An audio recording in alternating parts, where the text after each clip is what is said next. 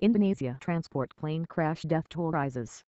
Indonesian officials say 141 bodies have been recovered after a military transport plane crashed in a residential area of Medan on Tuesday. The military says none of the 122 people on board the Hercules C-130 survived when it hit houses and hotel before bursting into flames. Many of the victims are thought to have been relatives of servicemen and women.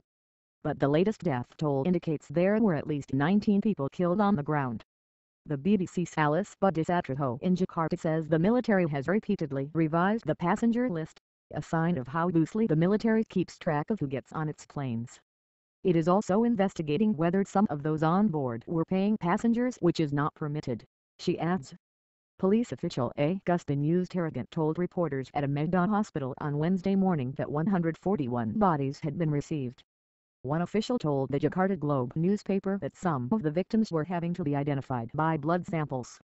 The cause of the crash is not yet known, but witnesses said the plane appeared to run into trouble shortly after taking off from Medan, Indonesia's third-largest city, for Tanjung Pinang, an island off Sumatra.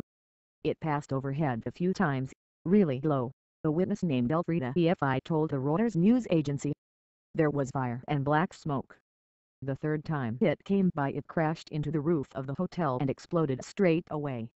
Air Force head Budisatrijo said on Tuesday that the pilot had asked to return to base because of technical difficulties. The plane crashed while it was turning right to return to the airport, he said.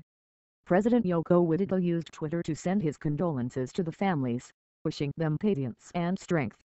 The Hercules transport plane was manufactured in 1964. But a military spokesman said he was convinced that it was in good condition. This is the fourth crash involving the military in 3 years, says our correspondent, and many Indonesians are demanding an upgrade of its mostly outdated